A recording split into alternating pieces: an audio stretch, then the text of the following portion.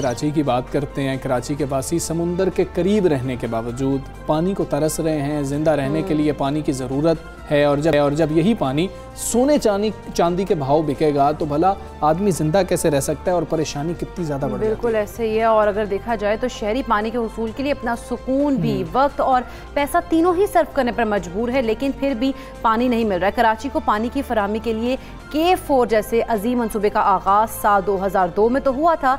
इस वक्त अहम सवाल हमजा ये होता है कि क्या ये मंसूबा मुकम्मल होने के बाद शहरी में जो शहर है क्या है, अगर तो मंसूबा होगा कभी ठीक है, लेकिन अगर जब कभी हो गया इन फ्यूचर तो क्या शहर में पानी का जो मतलब तनासुब है या पानी की जो कमी है वो पूरी हो सकेगी?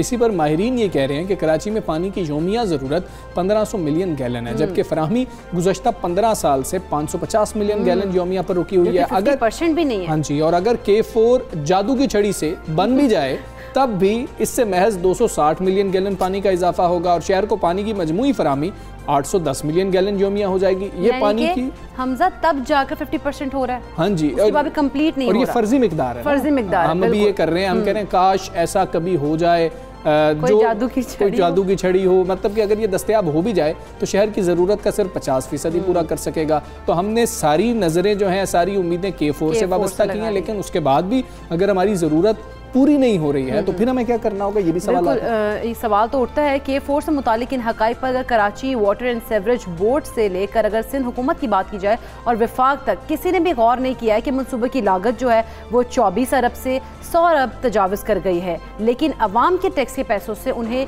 ट्रक की बत्ती के पीछे लगाने के अलावा अभी तक कुछ और हो नहीं सका, ना किया जा सका। अच्छा, अब ये जो बात हमें समझ आई है, हम ये समझने की मज़ीद कोशिश करेंगे, जानने की कोशिश भी करेंगे कि क्या वाकई ऐसा है कि नहीं है। और 2002 में जब इसका आगाज़ हुआ, अब कराची के शहरी जो हैं वो किस ज़हनी अजियत का शिकार है पानी की किल्लत की वजह से, उनसे भी हमने बात करने की कोशिश की है। उनको किस तरीके से ज़िंदगी गुजारनी पड़ती है, तो वो बताते हैं कि भाई हम तो टैक्स दे रहे हैं, हमें तो पानी मिलना चाहिए, लेकिन हमें पानी नहीं मिल रहा है, पैसे दे के भी नहीं मिल रहा, पैसे दे के भी नहीं मिल रहा। और हमजा दूसरी बात ये कि जो लोग हैं वो परेशान है कि यार एक तो समंदर किनारे बैठे हैं, उनको ये होता है कि हम तो समंदर किनारे बैठे हैं, हमारे शहर में पानी ही पानी है, लेकिन हमें पीने के लिए पानी जो है वो मुहैया नहीं हो रहा। इसी सारी सूरत हाल पे बात कर लेते हैं। माहिर आबी उमूर शहाब हमारे साथ मौजूद हैं। अस्सलाम वालेकुम, गुड मॉर्निंग सर। क्या ये दुरुस्त है कि K4 मंसूबा पूरा होने पर भी कराची का जो पानी है वो सिर्फ 50% ही मसला हल कर पाएगा?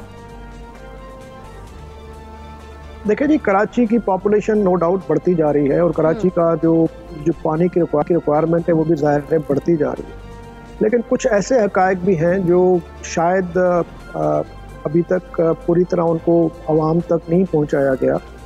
इस वक्त कराची को तकरीबन 650 मिलियन गैलन पर डे के हिसाब से मिलता है। 550 मिलियन गैलन मिलता है खींजर से और 100 मिलियन गैलन मिलता है हब रिवर से। ठीक है। अब हब रिवर जो है वो पेरिनियल रिवर नहीं है, अगर वहाँ पे हब डैम में पानी होता है तो फिर पानी मिलता है कराची को, लेकिन अब 650 मिलियन गैलन पे भी अगर आप देखें तो जाहिर है कराची की पॉपुलेशन 2 करोड़ से ज़्यादा है, बिल्कुल पानी तो बहुत यहाँ पे, लेकिन उससे भी बड़ा अलमिया जो है वो ये है कि आपको सुन के हैरत होगी कि 650 मिलियन गैलन में से 1/3 पानी जो है, तकरीबन 200 मिलियन गैलन पानी जो है या चोरी होता है या ज़ाया हो जाता है। अच्छा, अब आप देखें कि जब 1/3 पानी आपका, वो जिसको नॉन रेवेन्यू वाटर बोलते हैं, जिसका कोई हिसाब किताब ही नहीं है, और जब मैंने वाटर कमीशन बनवाई थी तो कराची में 100 से ज़्यादा इलीगल हाइड्रेंट्स थे जो चल रहे थे, और यहाँ पे टैंकर माफिया जो आपको पता है कि वो उसके साथ मिलके वाटर सिविल बोर्ड वाले जो है, ये पूरा 1 बिलियन ट्रिलियन ऑफ रुपीस का एक बहुत बड़ा स्कैम है। ठीक है। वो हमने खत्म करवा के सिर्फ 5 या 6 हाइड्रेंट लीगली हमने वो कायम करवाए थे, और एक बड़ी इंतहाई साइंटिफिक किस्म की रिकमेंडेशन दी गई थी और उस पर ऑर्डर भी हो गया था सुप्रीम कोर्ट का कि जी आप जो 150 पंपिंग स्टेशन हैं कराची में, हर पंपिंग स्टेशन पे आप वाटर मीटर लगा दें ताकि पता चले कि A पॉइंट से B पॉइंट तक पानी कितना गया, और उसमें पानी की चोरी को आप रोक सकते हैं। अब देखें, एक तो पानी नहीं है, ऊपर से आप 1/3 पानी जो है तकरीबन यानी ये समझ लीजिए कि अगर वो 1/3 भी बच जाए तो बहुत सारा पानी जो है कराची में अवेलेबल है। मेरा अपना अंदाज़ा ये है कि अगर कराची को 900 साढ़े 900 मिलियन गैलन पर डे के हिसाब से भी मिल जाए तो बहुत है, अच्छा, क्योंकि अभी आप देखें ना कि 350-400 मिलियन गैलन पर डे के हिसाब से आम शहरी को जो पानी मिल रहा है उससे बड़ी मुश्किल से गुजारा होता है। लेकिन वो आज तक वाटर मीटर्स नहीं लगे, आज तक वो पानी बिक रहा है, आज तक वो पानी, उसमें बहुत बड़े बड़े इदारे शामिल हैं, इंडस्ट्री शामिल है, पैरेलल पाइप्स लगाए हुए हैं। तो अब सिर्फ ये सप्लाई साइड नहीं है। अच्छा, सवाल ये है कि उस आपको जो उसके ऊपर जो गवर्नेंस है, जो करप्शन है, जो बहुत बड़ी माफियाज हैं, उनको भी आपको जो है ना टैकल करना है। ये कराची की जो वाटर शॉर्टेज है, ये एक इंडस्ट्री है, ये करप्शन का बहुत बड़ा जरिया है। दुरुस्त बात है। आप जब खासतौर पे वाटर स्कैरसिटी बढ़ जाती है उस वक्त आप देखें तो बेचारे हम कराची के रहने वाले जो हैं वो हम तरसते हैं एक एक पानी की बूंद के, और मिन्नतें कर रहे होते हैं वाटर टैंकर ऑपरेटर्स को, माफिया को कि जी खुदा के वास्ते एक टैंकर पहुंचा दें। वो जो 3,500 रुपए का टैंकर है वो 7,000 रुपए में बेच रहे हैं। तो अब ये एक बहुत बड़ा रैकेट है। ठीक है शाह साहब, हमारे पास ऑल्टरनेटिव क्या है, हम उसकी बात कर लेते हैं। कराची का मसला हम कैसे और हल कर सकते हैं? अच्छा, दुबई तर्ज की बहुत ज़्यादा बात होती है, डिसैलिनेशन जो है प्लांट्स हैं उससे शायद ये मसला हल हो सकता है। क्या ये बातें दुरुस्त हैं, की जाती हैं, लेकिन इस पर अमल नहीं हो रहा होता? पहली बात तो यह है कि आपको कराची वाटर सीवेज बोर्ड या जो कराची का जो वाटर गवर्नेंस है उसको ठीक करना पड़ेगा, बिल्कुल ड्रास्टिकली रिफॉर्म करना पड़ेगा, उसको ट्रांसपेरेंट करना पड़ेगा। दूसरा ये कि K4 का जो मंसूबा था जो 2002 में जो है वो कमीशन हुआ था और उस वक्त 7-8 अरब रुपया इसकी कॉस्ट थी जी, और उसमें मेजर कंपोनेंट जो था वो फेडरल गवर्नमेंट को देना था और फिर प्रोविंशियल गवर्नमेंट को अपना पार्ट देना था।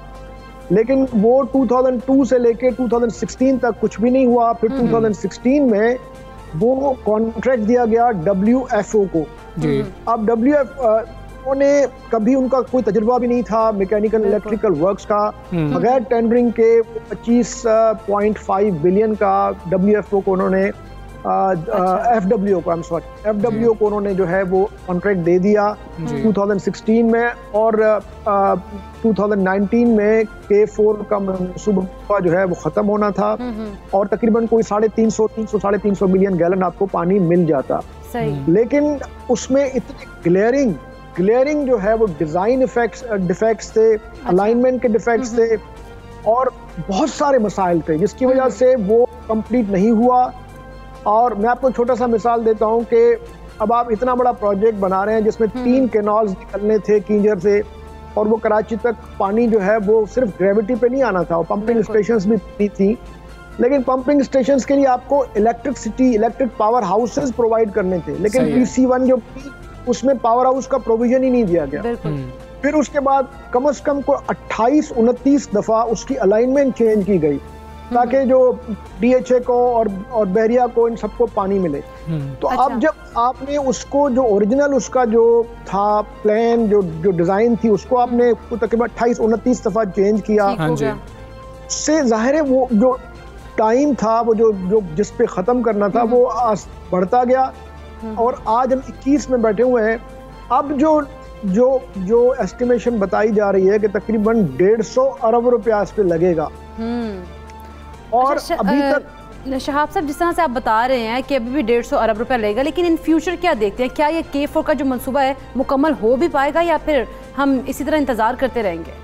मैंने आपसे गुजारिश की ना कि ये एक्चुअली अब सुना है कि फेडरल गवर्नमेंट ने कहा है कि हम इसको कंप्लीट करेंगे, लेकिन इसमें बहुत सारे मसाइल हैं जो बीच में बड़ी बड़ी हाउसिंग स्कीम्स बन रही हैं, हाउसिंग सोसाइटीज बन रही हैं। वो कहते हैं हमको पानी दें पहले, फिर कराची को पानी जाएगा, और उसके बाद मैंने जैसे आपको कहा कि उसमें टेंडरिंग नहीं हुई, कॉन्ट्रैक्ट दे दिया गया, उसकी ट्रांसपेरेंसी अपनी जगह पे जो है इस वक्त सवालिया निशान बनी हुई है। और अब आपको मजीद जब कॉन्ट्रैक्ट देने होंगे तो उसमें आपको प्रॉपर तरीके से, क्योंकि हर जितने भी ब्यूरोक्रेसी जो भी है वो डरती है कि ये हम अगर इसमें पढ़े और बाद में कुछ उसके नैब के और दूसरे केसेस निकल जाए हमारे खिलाफ तो हम फिर हम फेस करेंगे। तो एक तो डिस्ट्रस्ट है फेडरल गवर्नमेंट और प्रोविंशियल गवर्नमेंट के बीच में, वो एक दूसरे पे ट्रस्ट नहीं करते। फेडरल गवर्नमेंट कहती है कि हम प्रोविंशियल गवर्नमेंट को पैसे नहीं देंगे, वो खा जाएंगे।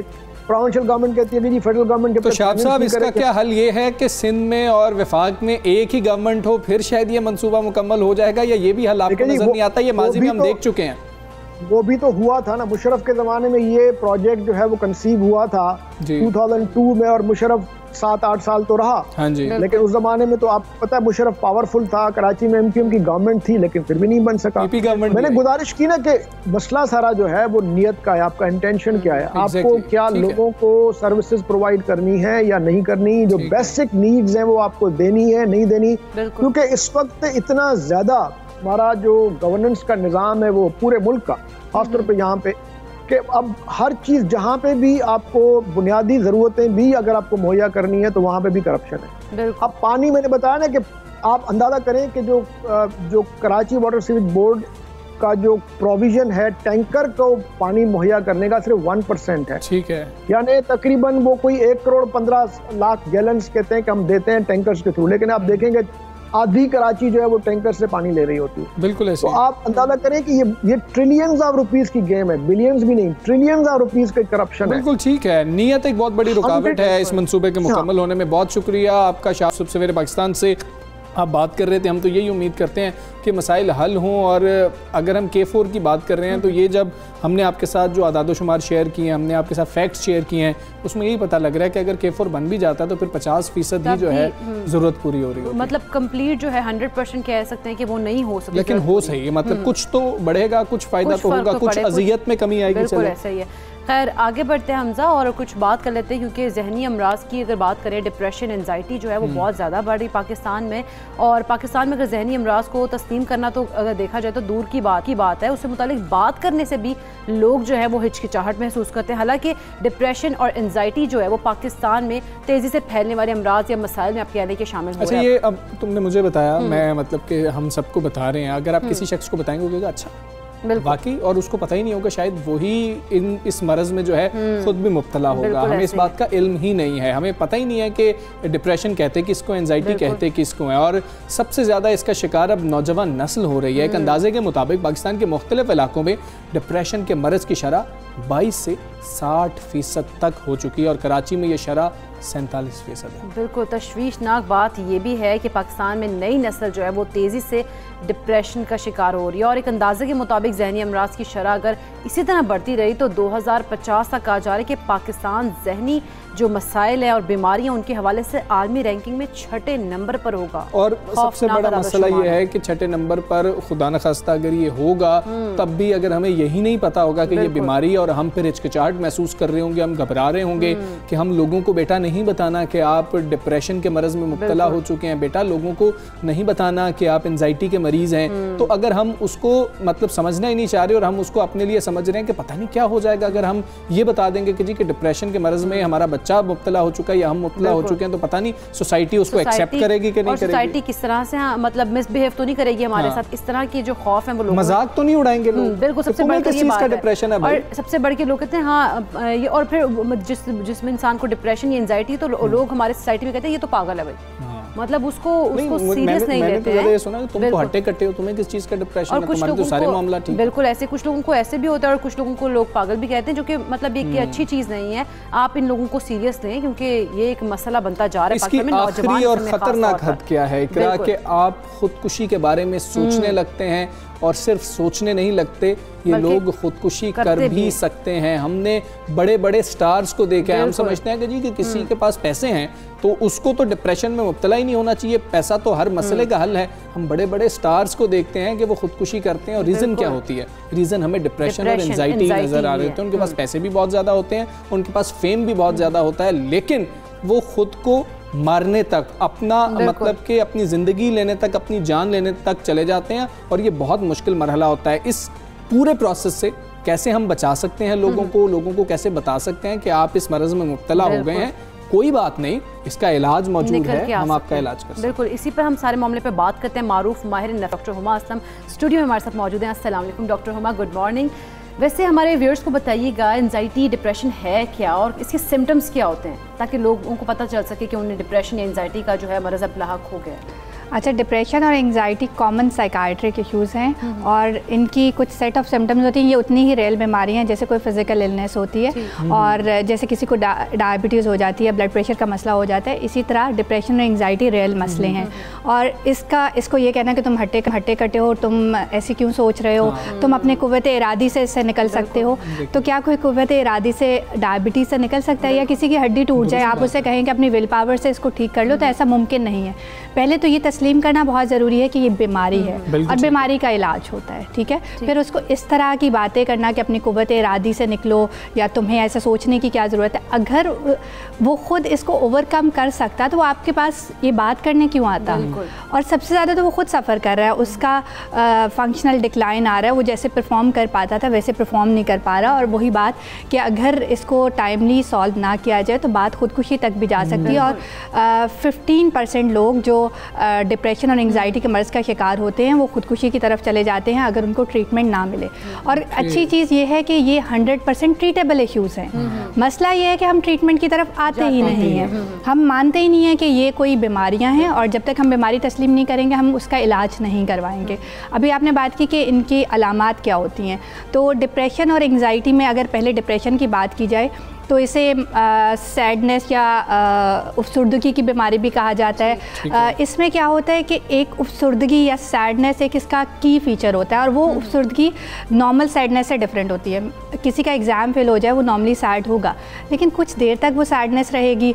उसके फ्रेंड्स वगैरह आ गए तो वो बेहतर महसूस करेगा, उसने कोई मूवी देख ली तो वो बेहतर महसूस करेगा। इसकी सैडनेस परसिस्टेंट और प्रिवेलेंट रहती है हर चीज़ में, मतलब वो हर वक्त सैड रहता है, चाहे कुछ भी हो रहा हो और कुछ भी कर रहा हो, किसी भी दिल बहलाने वाली चीज़ में वो खुशी महसूस नहीं करता।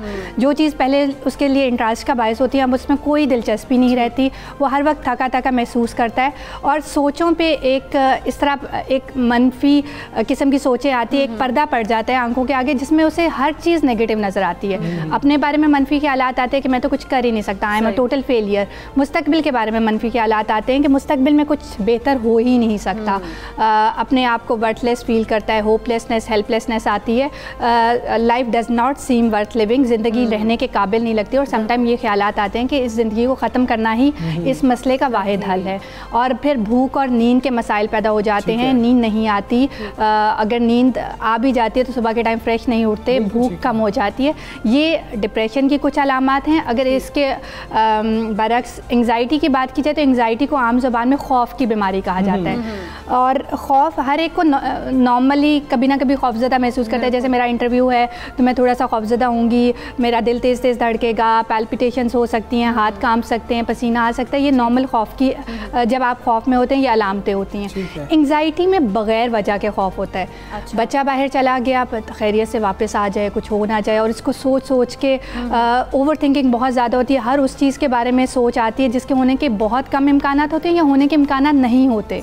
उस चीज़ को सोच के भी परेशानी होती है और उस परेशानी में सारे फिजिकल सिम्टम्स होते हैं, जैसे पैल्पिटेशंस हो गई, हार्ट रेट तेज़ हो गया, सांस लेने में मुश्किल आई, मैदे के मसाइल पैदा हो गए, हाथ पाँव कांपना, ठंडे पसीने आना और साथ में चक्कर आना, चिड़चिड़ापन आना मिजाज में, नींद और भूख के मसाइल इसमें भी पैदा हो सकते हैं। तो ये बेसिकली खौफ की बीमारी है, वो अफसुर्दगी की बीमारी है। ठीक है। एंग्जाइटी में प्रीडोमिनेंटली फिजिकल सिम्टम्स होती हैं और ये नॉर्मली इनको पीछे नॉर्मली ये प्रेजेंट करते हैं किसी फिजिशियन के पास कि इनको मैदे के बहुत मसाइल हो रहे होते हैं या फिर ये दिल की धड़कन तेज़ हो रही होती है, तो ये बार बार कार्डियोलॉजिस्ट के पास विजिट करते हैं और पीछे बेसिकली एंग्जाइटी होती है, वो खौफ होता है जो इनको चैन से बैठने नहीं दे रहा होता। डॉक्टर हुमा, ये हमने सारी बातें आपकी सुनी और हमने इससे काफ़ी कुछ सीखा। हल पे जाने से पहले कि इसका इलाज क्या है, हल क्या है, कैसे इसको ट्रीट किया जाए, हम देखते हैं कि बच्चों के अंदर, जैसे हम अभी बता रहे थे कि रिपोर्ट के मुताबिक शराब बढ़ती चली जा रही है। जब हम देखते हैं बच्चा टीन एज में आ रहा होता है, कुछ तब्दीलियां तो उसके रवैये में आ रही होती हैं, उस वक्त हम देखते हैं कि बच्चा अकेला रहना पसंद करता है, उस वक्त हम देखते हैं बच्चा चिड़चिड़ा हो रहा होता है और सारी चीज़ें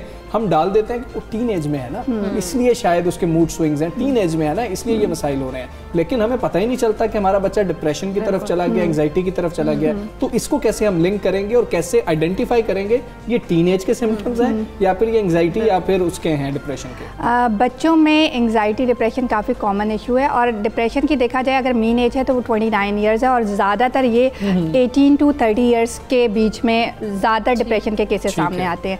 एंग्जाइटी बच्चों में भी आ सकती है और इसका quite common issue in children.